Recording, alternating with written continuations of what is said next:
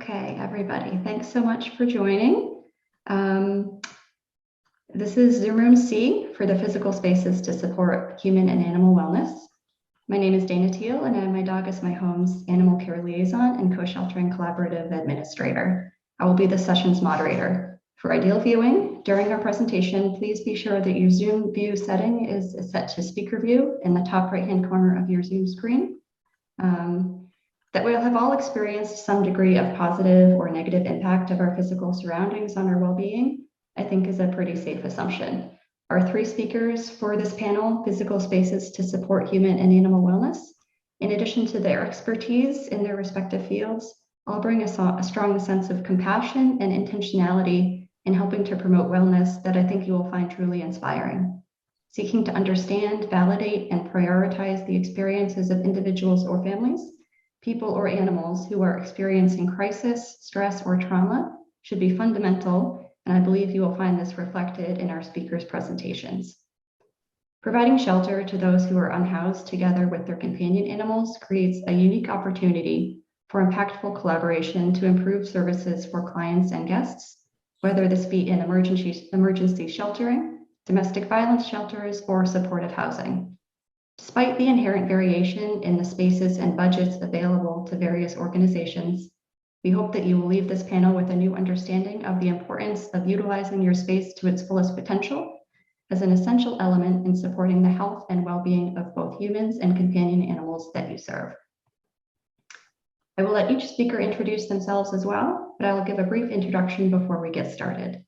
Please note that there will be a chance for Q&A after all speakers have presented, so please make note of your questions and save them until the end.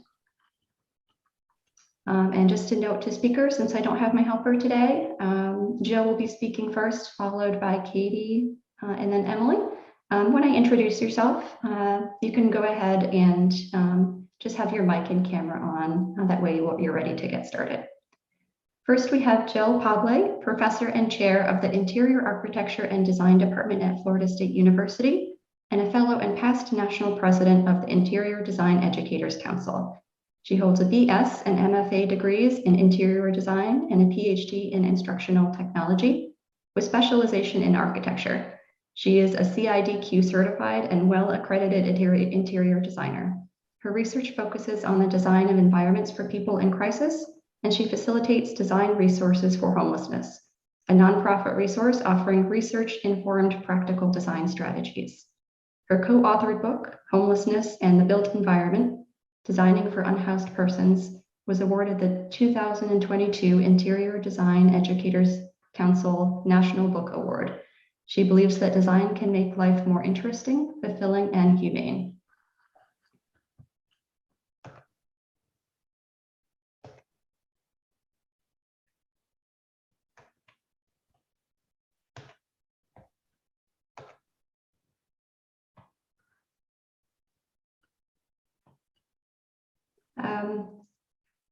So take it away, Jill, whenever you're ready, and I will respond to verbal cues to progress your presentation. Okay, thanks, Dana. Can everybody hear me okay? Dana, is my volume good? Yeah, you sound great. Oh, great. Okay. Well, it is an entire honor to be here with you today. As Dana mentioned, my area has been interior architecture and design. And when Dana contacted me about 2 months ago and told me the nature. My location for recording, and it looks like I've got a tech helper here. So she has started recording, and I will begin resharing your screen, and we, fingers crossed, should be good to go. No worries. I spent a lot of time on Zoom with my classes, and I've made just about every glitch there's could be possibly made. Okay, we've got full screen enabled. Can everybody see that?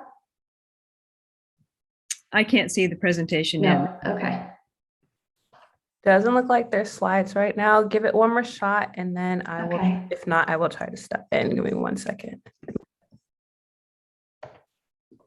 Oh, I've got it. We're good. There it is. Great. Okay, let me enter full screen and okay, we're good to go. All right. Thanks. Go ahead and advance to the next screen then. Okay. Again, everybody here present does not need to be convinced of the centrality of pets to people. Actually, I should not say pets, I should say companion animals, because we all know that that is a different relationship than a subservient pet when all is said and done. If you advance to the next screen.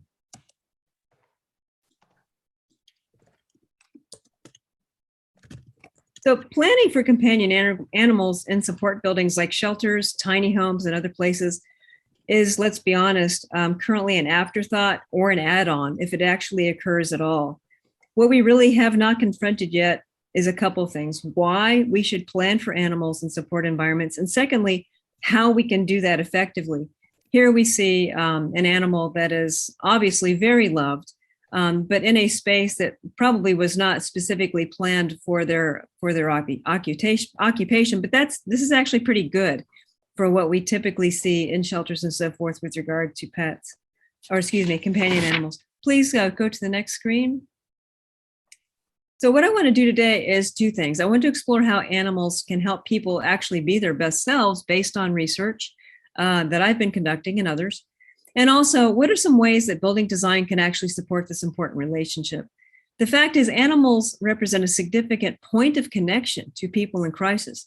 The care that these animals can be and can realize for people is an invitation for them to engage. And it's also a way, if we plan our environments well, to show people who are in crisis that we care. Next slide, please. The fact is, there's a significant problem. There is a disconnect between the realities of people's needs who are unhoused and the amenities and support buildings that are intending to assist them out of homelessness and back to a stable situation. What really concerns me is that people will reject services if their animals are not accommodated. And that's because animal safety is obviously critically important to people.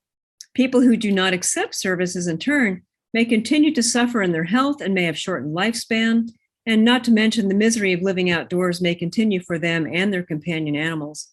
I've actually interviewed and seen women who have been living outside of a day shelter in a nearby city, and they have literally been living out there for 10 years. They choose to live in tents with their companion animals rather than come into the shelter itself because they fear they will not be able to be with their animals and they will lose their sense of community. So here we have a situation where architecture is standing in the way of people actually receiving the services they need, not only for them, but for their animals as well. Next slide, please. What I want to make the point of too is that I'm very interested in this notion of trauma-informed care. It's a relatively new way of thinking about how to support people in the midst of their crisis. And sort of an outgrowth of trauma-informed care is trauma-informed design. As you see here, I've provided for you sort of a working definition of trauma-informed care that emphasizes physical, psychological, and emotional safety for both providers and survivors so that people can rebuild a sense of control and empowerment. This is very much in contrast to previous ways of assisting persons in crisis that has really been characterized as more of a top-down, sort of authoritative sort of approach. So it's not very workable. Next slide, please. Part of trauma-informed care actually comes from the Substance Abuse and Mental Health Services Association of the federal government. And what I want to point out here is that there are some very specific things that SAMHSA identifies as characteristics of a trauma-informed care approach, which, by the way, has a growing, a track record of being more effective than other types of methods as well. So these 6 things you see here, safety, trustworthiness, and so forth, are sort of characteristics or priorities, if you will, that approaching people in a certain way can actually help them to, improve their situation. Again, as long as the supportive housing and so forth is in place, which is not always the case. Next slide, please. Currently, and it goes without saying, the concept of companion animal quality of life in shelters, supportive housing, and so forth, oftentimes means expending extensive times in crates. And this is absolutely, positively not conducive to their health. Noise, close quarters, probably is elevating their stress levels, plus, limiting people's ability to commune with their companion animals. On the whole, is pretty much a turnoff for, coming into shelters and so forth to receive therapy and care. Next slide, please. So if we support people and pets, interestingly and wonderfully, there are mutually beneficial outcomes that can result. If people are better supported and nurtured, especially with regard to their companion animals being present, that could help end their unhoused crisis a little faster, perhaps. Also, companion animals can receive quality care themselves, which in turn lets them minister to their people. So the powerful point I think I want to make here, to move I keep saying that, my apologies, companion animal care forward, is that trauma-informed design framework is a source of credibility, outlining how we can actually solve this problem faster. And by its nature, it's actually in line with, the care we need to offer to companion animals as well. We need to nurture that relationship between companion animals and people in crisis, because it honestly serves the purpose of solving homelessness a little bit faster. Next slide, please.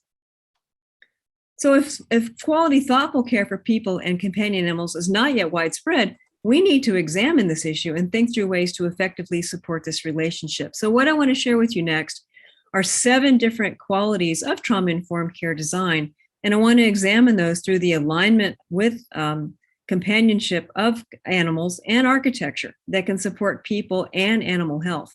These are architectural ideas that I should share with you are certainly not the only way to support people and through them trauma-informed care principles, but they are some examples that are just a mere starting point. Next slide, please. So one of the first things I want to mention is that, of course, we need to reinforce a person's sense of personal identity and sense of ownership. By implication, working with and living with a companion animal is a way to actually support that sense of personal identity and sense of ownership. And I would like to argue that in order for that to have its full swing, we cannot crate companion animals. There needs to be a personal room for the companion animal and the person themselves. Next slide, please. We also need to provide an environment that is both safe while also inviting. And this is a big hurdle for many shelters and supportive housing locations at this time. We need to provide, for example, facilities that allow a companion animal to roam, to be with their people, to in fact build community with others. And we need the ability to secure a private or semi-private room in order for this to happen. Next slide, please. We need to also engage individuals interactively and actively in a dynamic and multisensory environment. We've probably seen shelters that are characterized by dull and blah and even dreary sort of ambiance to them. That's really not a recipe for building connections to people. It's not even a way to honestly treat a companion animal well. For example, instead, we could have a gated front porch or some sort of semi-private guarded space for a person and a companion animal that would exude a sense of, a dynamic, multisensory place where you can meet people and do so in a safe sort of way. Next slide, please. We also need to provide ways for people to exhibit their self-reliance, because self-reliance is a way to preserve dignity and to build empowerment and other things besides. So in this case, we might provide a way for meetings to occur in a planful way that give people knowledge and tools to nurture their companion animals well. And to do that in a way that lets them themselves learn how to do that by a sense of instruction and a sense of collaboration and a sense of caring. Next slide. We also need to provide and promote a sense of connectedness to the natural world.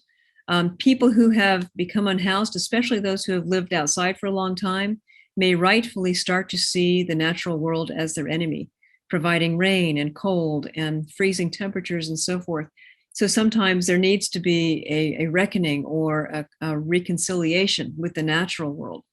I would argue that companion animals are a way to do that, just because our companion animals need to be walked. They need to see other animals. They need to, get out and see the sights. So in this way, there's a terrific alignment between trauma-informed care and the natural needs of a companion animal themselves. Next slide, please. We would also be well served to think about promoting a sense of community and collaboration amongst persons who are unhoused, and starting to bring a sense of normality to those they come in contact with so that they do not feel stigma. With regard to companion animals, that works out pretty well in terms of, all building in spaces that provide for collaboration. For example, an outside space with events where it was totally okay and in fact expected, if you wanted to bring your companion animal with you, such as outdoor movie nights, for example. So right now, quite often the policies and strategies and so forth at shelters and so forth are really not considering these kinds of things, certainly not considering a meaningful and planful way to interact in a way that's soothing for all people with their companion animals. Next slide, please. Now, I want to recognize that, a lot of what I'm talking about does seem a little bit pie in the sky, and it's absolutely necessary that we reconcile with what are the realities of, having a person with their pet in a room, in a shelter, with regard to noise, with regard to, protection, with regard to an animal being snappy or, being aggressive. Sometimes that's the case. So I am not saying this will be easy, but I'm saying that it's going to be necessary if we really want to leverage trauma-informed care principles with what people really need.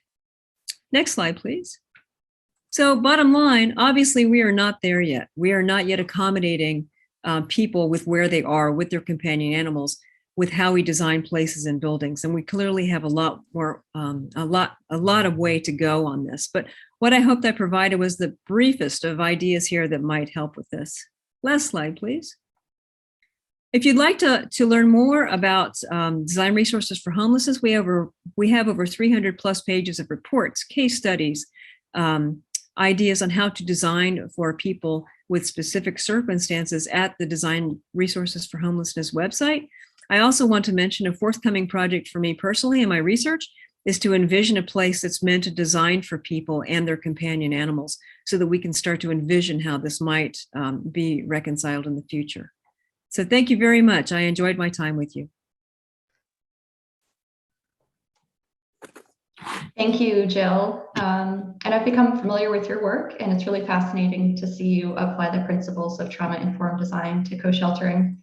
That was a wonderful presentation, and I'm sure people are eager to ask you questions. I'm looking forward to engaging with you further in the Q&A. Thank you. Looking forward to it. As a reminder to the audience, if you have questions, please drop them in the chat for the Q&A at the end of our session. Next up, we have Katie Townsend, Project Manager at Animal Arts and Building and Facility Working Group Lead for Human Animal Support Services. Katie was drawn to working for Animal Arts by her love of animals and her over 8 years of volunteering as a foster to litters of puppies. As a result of her volunteer experiences, Katie has a comprehensive understanding of the complexities of animal housing and the operations of animal welfare organizations. Holding degrees in architecture and urban design, Katie seamlessly combines her love of architecture and animal welfare together on every project. Her project experience with Animal Arts ranges in scale and complexity from the 110,000 square foot Dumb Friends League renovation and addition in Denver, Colorado, to the award-winning 25,000 square foot The Park Animal Hospital in Fort Worth, Texas. Thank you so much for joining us, Katie. Whenever you are ready, please begin. Yes, and I believe there are slides to share. It's nice to see everyone today. Here we are. So like she said, I'm with Animal Arts, and we're an architecture firm out of Boulder, Colorado that is specializing in animal care facilities. And today we're going to talk about the benefits of good animal care design. And I will say this is coming from the perspective of animal shelters and humane societies, but I think a lot of these spaces can be excellent prototypes to adapt to the animal and human side of sheltering and not just animal sheltering. So next slide, please. So today the themes include the benefit of good design, the importance of a facility to smell good, look good, and feel good for people and animals, and of course the experience of the space and how that differs between animals and people. Animals, especially dogs, spend most of their time at the 3-foot level or below in a space and aren't wearing shoes. So we need to account for those kinds of conditions. Next slide. Oftentimes, starting with architecture, we begin with the idea of, do we renovate or do we do a new construction project? This can certainly pose a lot of different questions. For example, the Denver Dumb Friends League had an original facility on the left side that had animal adoption spaces that just weren't working for them. So they opted to do a renovation and addition, you'll see on the right side of the screen, with better flexible animal housing pods for their dogs for adoption, as well as a large renovation of their lobby space, which made it much more inviting for all of their clients. Some of the things to consider is that the cost can overall be less expensive to do a new building than a large renovation project or even phasing projects. We also want to think about the site and the location within a city. Does the site support the long-term needs of the organization? Is there space for growth, outdoor yards, and public spaces to gather? Also, getting really good idea what the existing conditions of the facility are to make better decisions for a new design. Does this existing facility include a really old building? Is it utility services provided that are accessible and easy to upgrade over time? And in general, what are the maintenance problems that go along with that facility? Next slide. So a lot of times with architecture, we also start designing at the very micro level, which would be, the individual housing unit of the animal and then those housing units within a single room. We then start thinking about, the effects of the building and creating an efficient building for staff and residents to live and work in. We also want to think about limiting the number of animals in a single room if they are housed outside of the residence of their caretaker. And then, of course, we want to be presenting a positive and transformative image to the community as a resource for help. So this is where the building can play a big role in what is that public perception from the outside to the larger community. We also want to think about placing rooms in the facility in proximity to the services they provide. We don't want our staff to be having to walk all over a facility to do their jobs. Instead, we want to create more time for them to do mission-based work. Next slide. This is a great example of one of the other things in architecture that comes up a lot, the safety and security of a facility. This example was the hospital that she mentioned in Texas, and it has complete transparency from the outside of the building all the way through the lobby space and then into the animal treatment space. This gives this idea of open concept to the transparency of what's going on in there, so that it doesn't feel closed off or like things are happening behind closed doors. Instead, it creates a sense of equitability and responsibility for all members involved. We also want to think about defensible space. So this could be something as simple as creating a space for retreat in the animal housing. Next slide.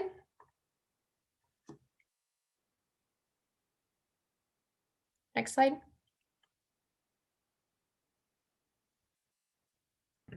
All right. Those are all the slides that we have. Is that it? No, I think it's back one or a couple. Nope. Give me 1 second. It should be about the sensory experience of care. You're on slide 6. Yes. There we go.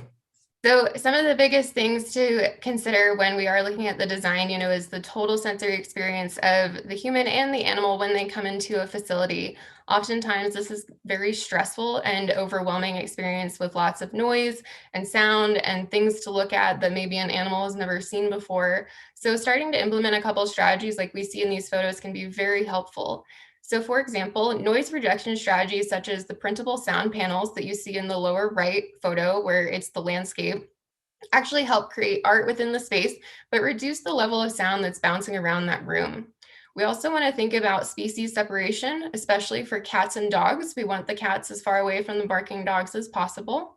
And then we also want to think about predator and prey relationships. So we don't want the reptiles in rooms with bunnies.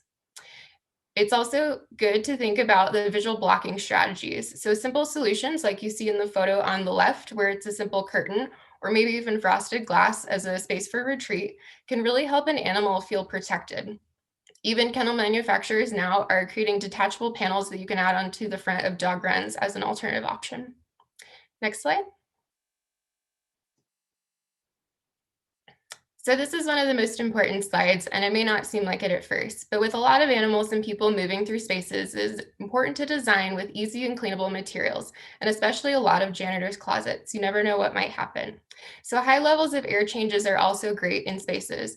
The HVAC system's often ignored, especially in older buildings, but upgrading that can produce some of the best alternative outcomes, especially related to bad smells and disease spread. We also want to consider the materials that are being used floor to ceiling and whether or not they need to be able to be washed down with possibly even a hose. All right, next slide. We also want to account for the importance of functional cleaning and utility spaces. So we should give each space a dedicated use and make the materials on the floors, walls, and ceilings be able to withstand high levels of cleaning. So for example, this laundry room on the lower right has tile on the floor, wall protection up to about 4 or 5 feet, and even ceiling tiles that you could spray down as needed. We also want to account for spaces for food prep and dishwash for the animals in care outside of what the human portion of that may involve. And a lot of times using materials like stainless steel can benefit with cleaning down later. And then, of course, the inclusion of grooming rooms is always very beneficial as part of the caretaking process for animals that are there. Next slide. This is one of the most flexible options for spaces, the multi-purpose space, both big and small. One of the most important factors is, of course, non-slip flooring. Views to nature help create a calming environment, and dividable spaces like the photo on the lower right are great for training on one side and meetings on the other. Other examples are like the photo on the top left. For instance, this room could be used for training in the morning, an all-staff meeting during the middle of the day, and then a fundraising event later in the evening. We also want to include smaller spaces like classrooms or even small counseling nooks like the photo on the top right that has these benches, but then a sliding barn door if you just need a quiet space for a conversation with a client. Next, please.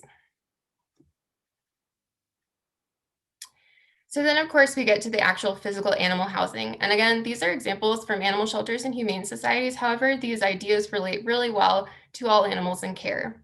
One of the most important things for dogs especially is to have double-sided dog runs or dog enclosures. So we want one side to be for food and water and the other side to be for bathroom relief until they get to be able to go outside. This can be done by separated with a transfer door. You can also even do it side-to-side transfers, especially if you have larger dogs or less dogs at a certain time. They have more space to roam around. There's also importance of co-housing animals together. If you have 2 dogs come in together, they should ideally stay together throughout their stay. This helps reduce their stress over time. We also want to think about the options for indoor-outdoor runs.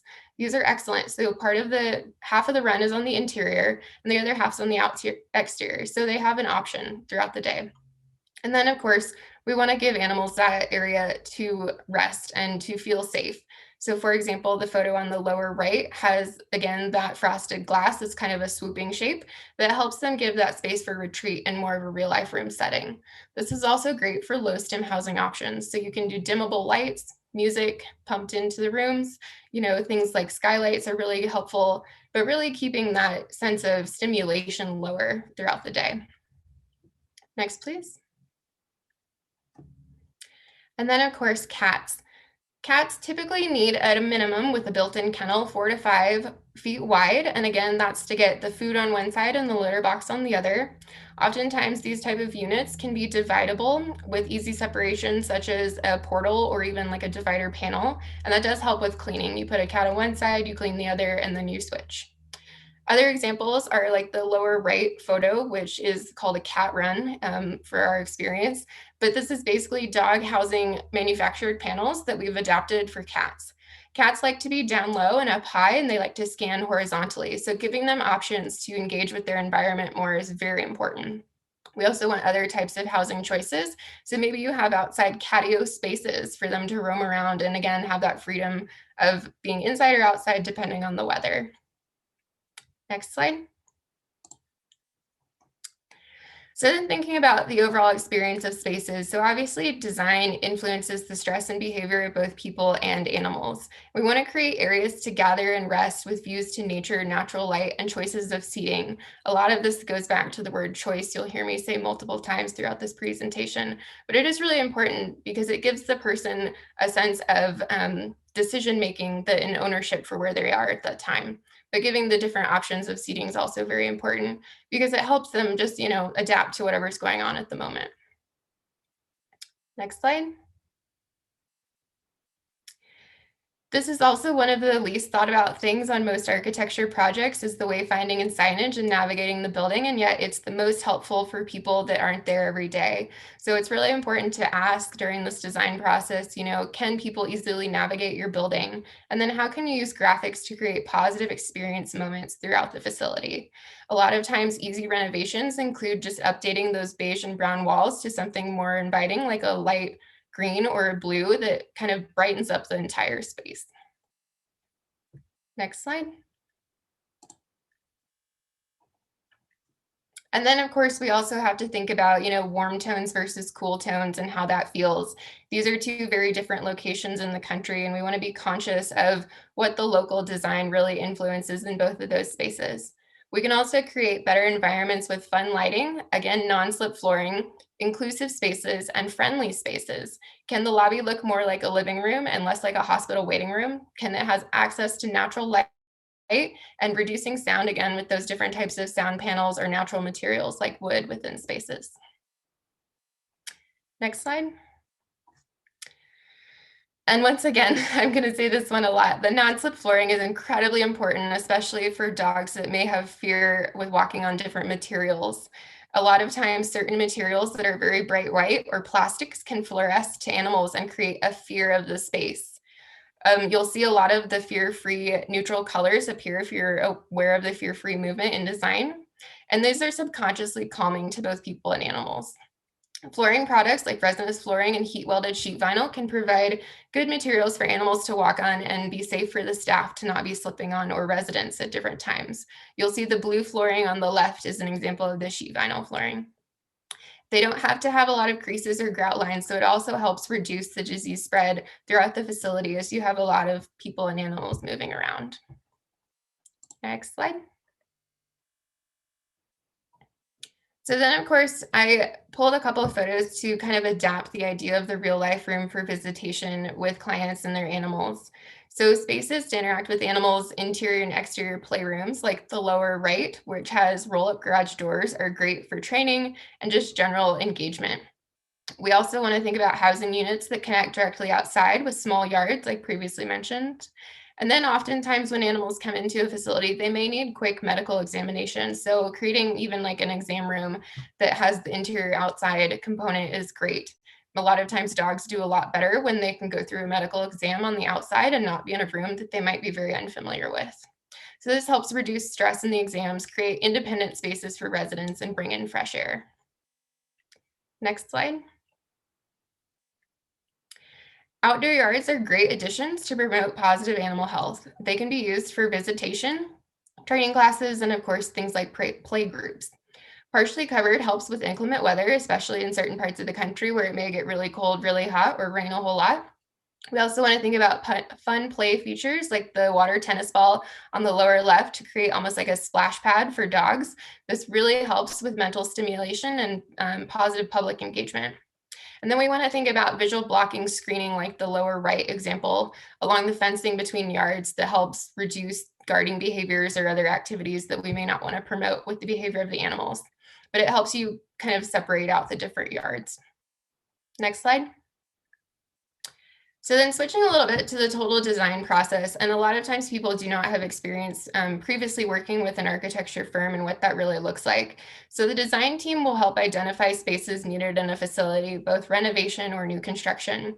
Then they'll help create a kind of conceptual floor plan, which you'll see on the lower left. Then from there, they can help create visualizations and renderings to promote the project. This also helps see the spaces before they're actually built in 3D. It's important to match well with your design team to create a better project. And I say this as probably the best advice of this entire presentation. If you're not working with a group that you don't align with, please find someone else. Some of Animal Arts' core values are approachability and compassion. We see this reflected in the missions of our clients, and we bring it into our own practice. We want our projects to be fun and engaging with our clients and the animals involved. Next slide. And as you will probably have seen, building is expensive right now, and hopefully with that leveling out in the future. Animal spaces need higher levels of mechanical services like we talked about the HVAC systems. They also need more durable materials because they go through high levels of use and abuse over time. And then of course the housing components can be a little more expensive, but again, the idea of getting those animals out of the crates and into better designed housing can fundamentally change their experience while in care. The architecture firm can also help with informed cost evaluations throughout the project and provide capital campaign renderings for fundraising and community engagement like you see in these photos. It's important to get people excited about a project, new or renovation, and really get them involved and educated about what's happening in their community. Next.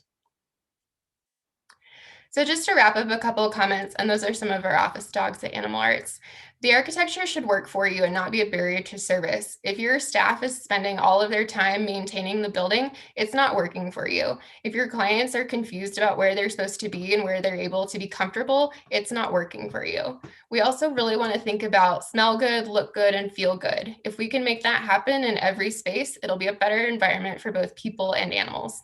And then of course, we want to focus on best housing options for animals and people. So again, this is the options of choice. Can they be inside? Can they be outside? Can they have an enclosed space? Can they have, a wider room that they're together in? So it's really important to account for the opportunity to provide whatever's best for each person and animal coming into your care. And then last slide. So outside of the Animal Arts part is the Human Animal Support Services, or HAS you may have heard of, and we created, as part of the role of the facility in our working group, a facility guideline toolkit, which you can download on the role of the facility webpage, and I'll put a couple links at the end of this discussion in the chat for you to access later. But basically this outlines all of the spaces and rooms needed related to animal care and public interactions.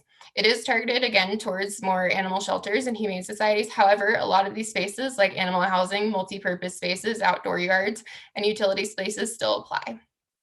We also have another resource that's the existing facility analysis worksheet. And this is really excellent because it does have several prompt questions and then general spaces listed to evaluate what is and isn't working in your organization right now.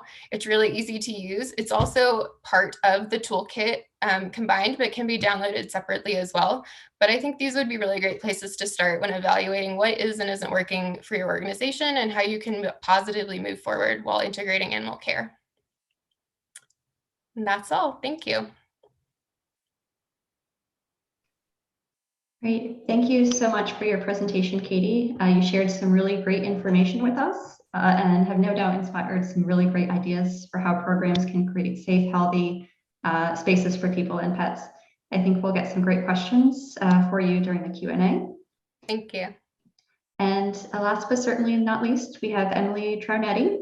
Emily, she, her, is a co-founder of the Humane Alliance of Rescue Trainers, a nonprofit that matches shelter and rescue organizations with behavior support at no cost. She also owns Coexistence Consulting, which offers animal behavior and welfare consulting, as well as humane education to animal guardians, professionals, and organizations. Emily is currently pursuing her Doctor of Education in Educational and Professional Practice with a specialization in humane education through Antioch University. Welcome, Emily, and please take it away. Sounds good. Thank you. Hopefully you can hear me okay. I'm going to just get my slide going here. Let's see. Okay. Hopefully you can see my slides. If not, please let me know. Yes, so I am so excited and honored to be here. This has been something I've been really looking forward to, not only presenting at, but also just getting to learn from everyone. So in this session, I think I'm going to probably be sharing a few things that we've already heard from these last two amazing presentations. But I'm going to be digging more deeply into the animal welfare piece when we're kind of considering the environment. And we'll also explore, how the environment can influence behavior and welfare. And hopefully I'll be able to share with you some, or maybe reinforce some of the environmental strategies that have been shared in regards to promoting positive welfare.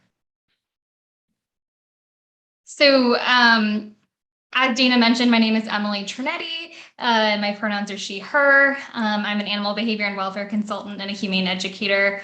And I'm just so excited to be able to be in this space. And if you want to learn more about me or my organizations, you can check out the links on the slide. And then I will also be sharing those links at the end of the presentation. So, many of us, I think, have different associations of the term or with the term animal welfare.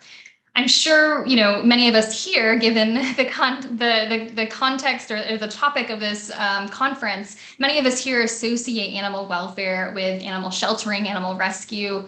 But what does animal welfare really mean? How is it defined? So animal welfare, at least in terms of, how a lot of animal welfare scientists will define it. It means or refers to the state of the animal on both a physical and mental level.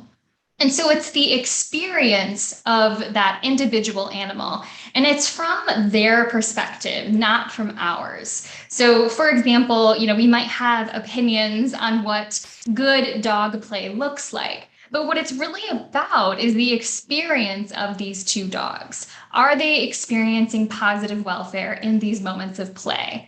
And the best that we can do to find out the answer to this, to find out, what is their welfare, what is the state, what is their experience like, is to learn about dog body language and communication to gain insight into, again, what they're actually experiencing rather than what we think they should be experiencing. So for those of us who work in the field of animal welfare or who are, working with organizations who impact animal welfare, such as co-sheltering facilities or animal shelters and rescues, our roles have largely been, centered around preventing negative welfare. So this has historically been the focus of those who study animal welfare too, preventing negative welfare. And so this includes minimizing suffering and avoiding negative states such as hunger, thirst, pain, discomfort, etc. And of course, this is very important and necessary, but preventing negative welfare doesn't inherently create positive welfare.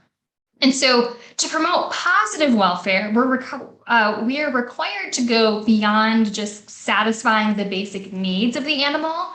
And we must also, provide positive experiences. Promoting positive welfare is about striving to, increase confidence in other animals. It's to ensure that they feel a sense of safety and control. I love how Katie mentioned choice in her presentation. That feeling of choice, considering their preferences and motivations. These are all essential aspects to promoting positive welfare.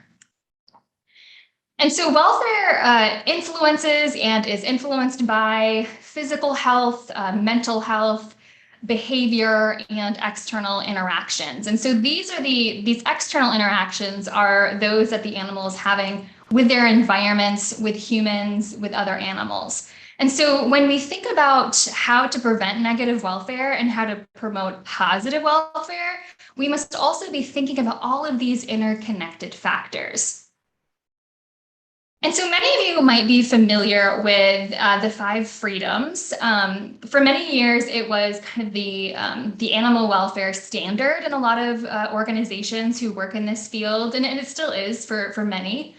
And as you can see, it really incorporates some of those factors that we talked about on the previous slide, which is great.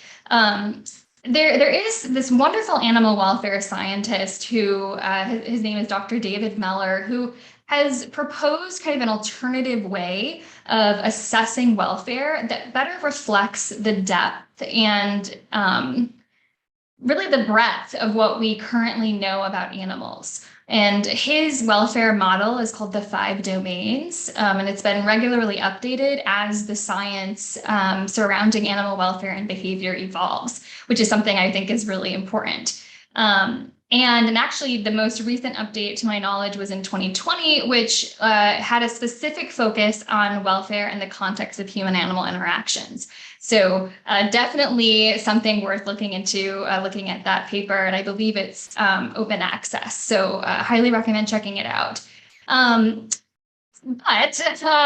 the 5 domains model is kind of a complicated graphic. And so I was so grateful when in 2016, Meller published a paper that condensed the 5 domains model into this nice kind of simple format that's easy to understand and I feel like has a really wide range of applications. In fact, if you've seen me present in different contexts, I tend to bring this up because I think it's so applicable to so many different contexts. So in this table, you can see several items that relate to preventing negative welfare, such as providing fresh access to water and providing shade and shelter. So we're preventing, thirst, we're preventing, an animal from being uncomfortable in regards to temperature. And, again, attending to their basic needs is so important. It's the foundation of preventing negative welfare in the animals that we provide care for. But I also love that this table, emphasizes going beyond just preventing negative welfare and making an effort to promote positive welfare. So if our goals are to provide a comfortable environment for pets and their people, I think we can find a lot of inspiration in this table. I feel like all of the animal welfare aims are really important.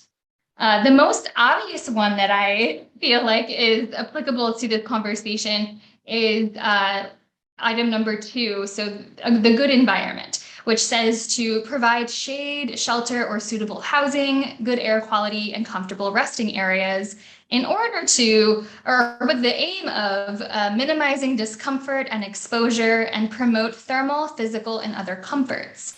And I really like this because it emphasizes promoting comfortable experiences. So it's not just about avoiding discomfort. It's about how can we make this environment comfortable for the animal. And I also think 4 and 5 are also very important for us to consider. They both highlight the need for minimizing threats and increasing a sense of safety. And that safety piece, I think, is essential. I think all of us here know how important feeling safe is for both companion animals and their people, and all people, and all animals. But many animals struggle with feeling safe in our kind of fast-paced, unpredictable world. And unfortunately, we humans often struggle to see just how much they're struggling. So, for example, when the photo of this cat first popped up on your screen, what came to mind? Did you wonder whether or not this cat feels safe? Do you think this cat looks comfortable? When we're out in the world with other animals, we don't always pause to consider these questions. And I think the same can be said for when we are caring for animals, as part of our organization. We don't always pause to consider, how is that individual animal feeling? Are they feeling safe in this moment, in this context? And the reality is that research, we've had several studies on this topic, and a lot of anecdotal evidence tells us that humans really struggle with identifying discomfort in other animals. And that's not to say all humans, but we definitely have seen some trends in regards to the ability for humans to identify like fear, anxiety, and stress in other animals. Or we might misinterpret behavior. So with this behavior that we see here, we might, label this dog as being stubborn or difficult or annoying. And these misinterpretations, these labels, impact our behavior towards other animals. They impact how we care for them. And so what if we could all kind of speak dog and cat? What if we all knew, to pause and observe this dog's body language, how their ears are, back and how they're panting and how you can just barely see, this dog has a little bit of like a furrowed brow or maybe some tension around their eyes, and how they're sitting back and kind of using their body weight to resist the pulling of the leash. Even though it's probably uncomfortable around their throat, they're still kind of resisting that pressure. And so how does our behavior change towards this dog if we can observe that instead of being stubborn, this dog is actually afraid? And so learning how to observe animal body language is essential in so many ways. It can tell us how they're experiencing their environment and if they're experiencing positive welfare or negative welfare.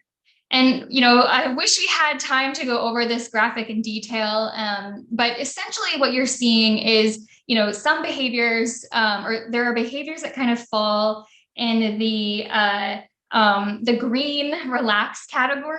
These behaviors, this body language is, really, sorry, I was getting a little distracted by the chat.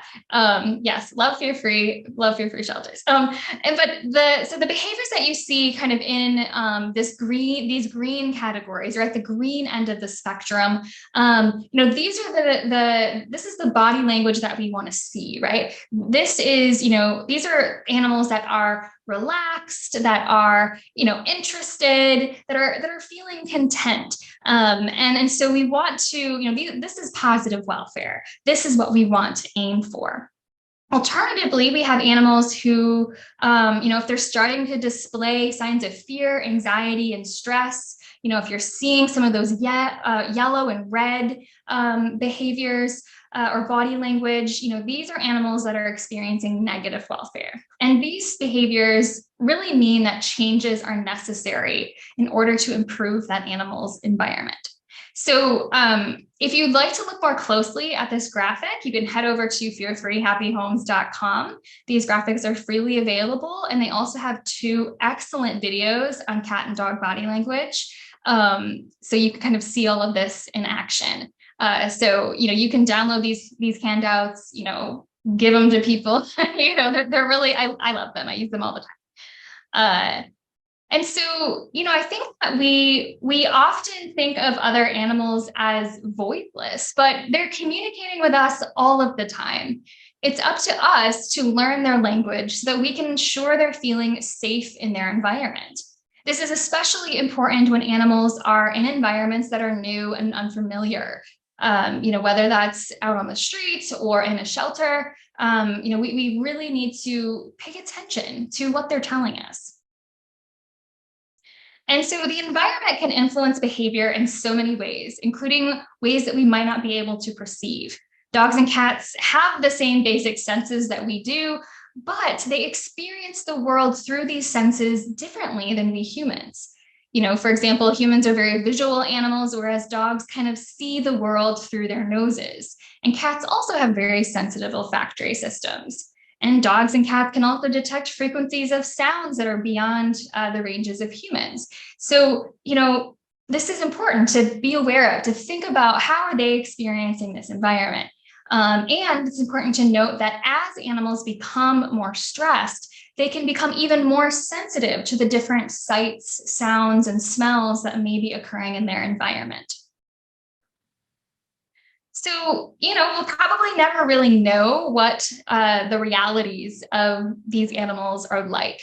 But I think it's really worth pausing to consider what they might be experiencing. It's worth questioning, what is this environment like from their perspective?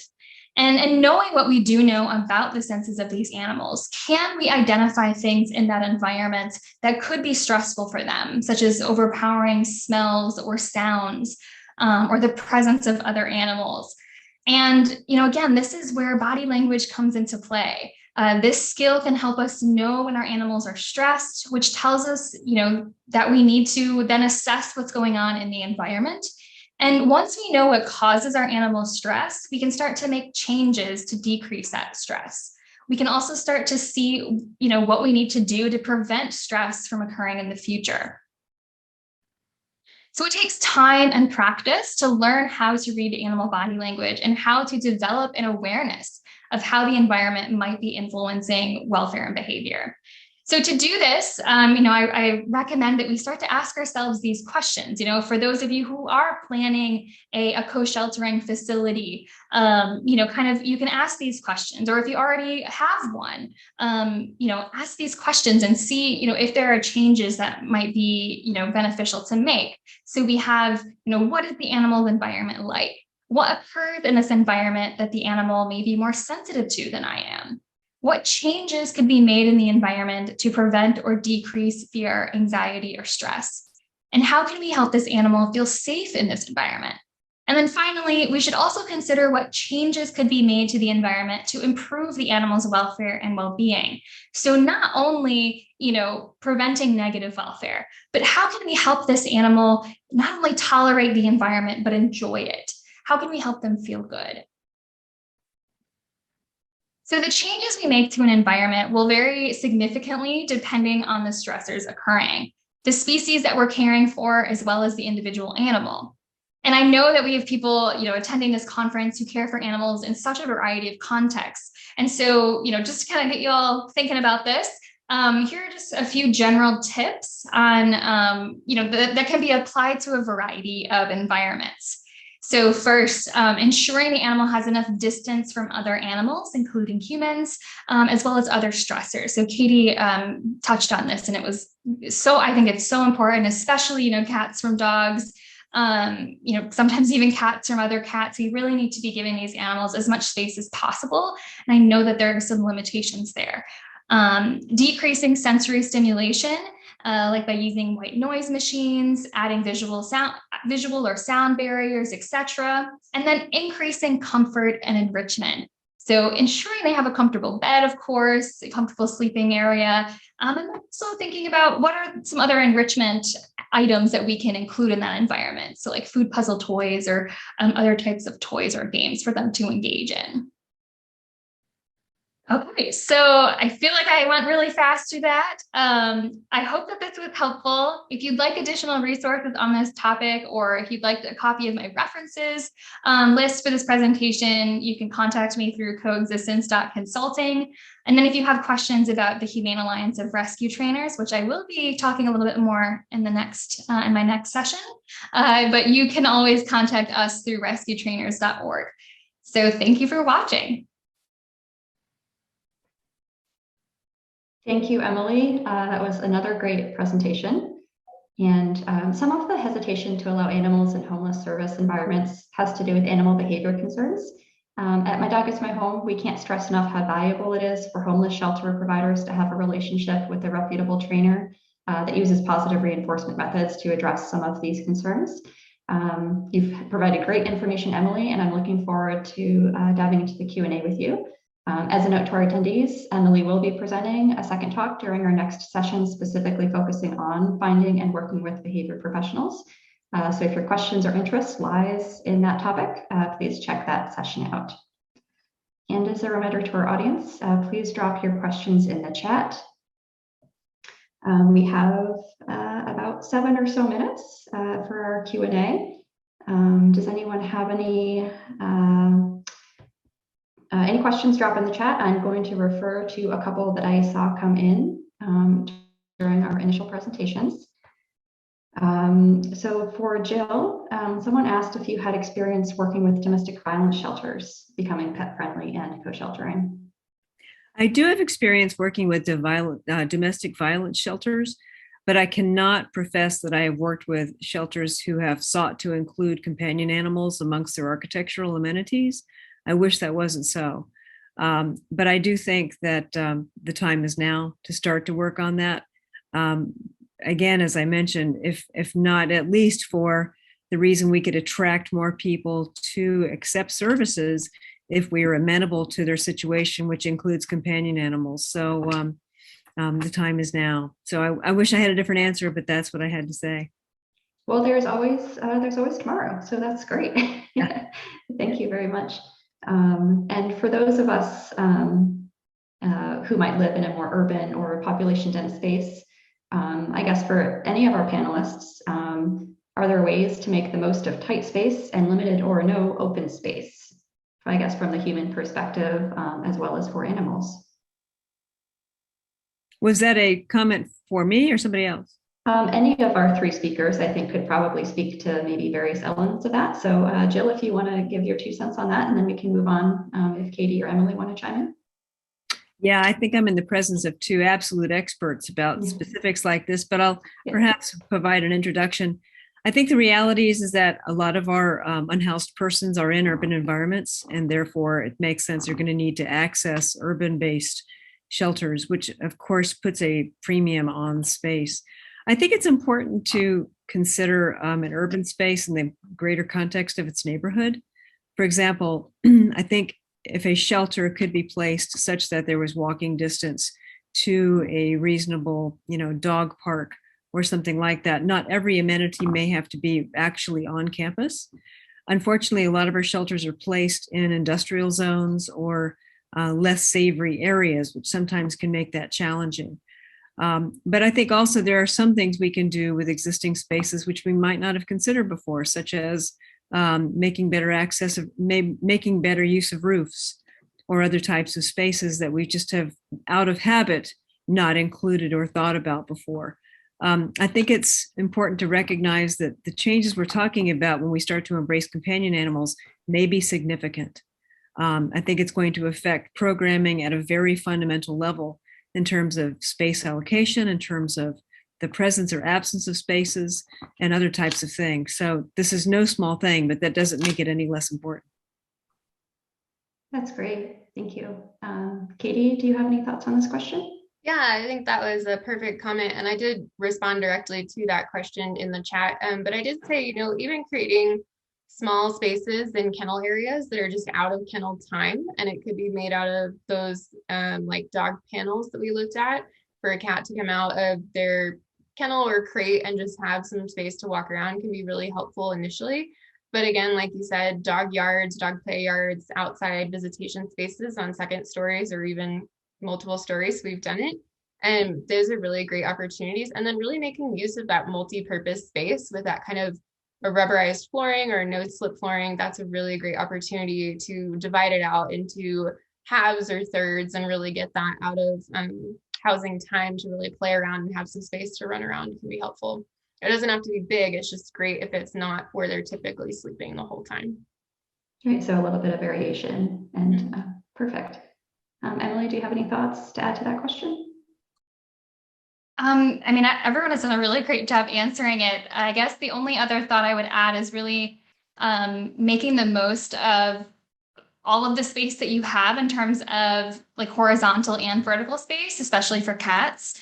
For cats having, that vertical space, so cat trees or shelving or something that they can, get up on, and then also providing space for them to hide, at a lower level is also really helpful. So, just kind of maximizing the space that you do have, in terms of your resources. So great.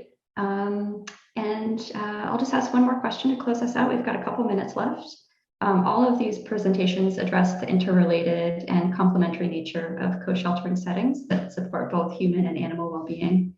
What are some objective or subjective measures that you think of when you define success for a co-sheltering facility? Anything come to mind? Any of our panelists? I could kind of feel that in a very broad way. And that question is a very important one because it's the question that haunts all of us.